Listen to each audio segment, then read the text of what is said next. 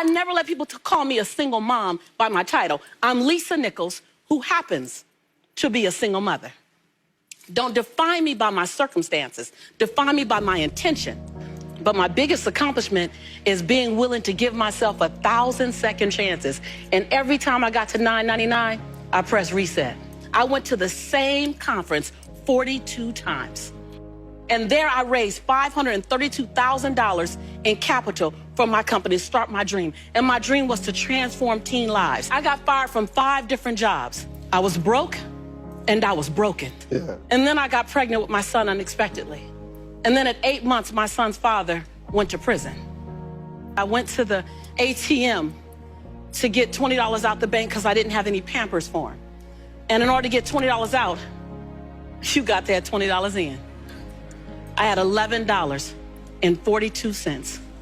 For 2 days, I had to wrap my son in a towel. And I have my hand on his stomach saying, "Don't you worry, Jaylani. Mommy will never be this broke again." And I looked at that baby at 8 months and I said, I want to transform your life because you didn't ask to come into this chaos. Come on. As an African-American male child in South Central Los Angeles with a single mother whose father's in prison, he had a 66% chance of going to prison himself. Not on my watch.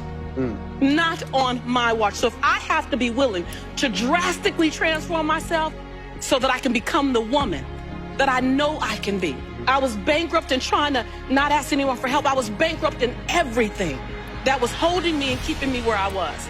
I've always talked a good game, but I wasn't doing anything with my gift. And all that thing about potential, I was tired of having potential. I wanted to have my now. My grandmother said that conviction and comfort don't live in the same block.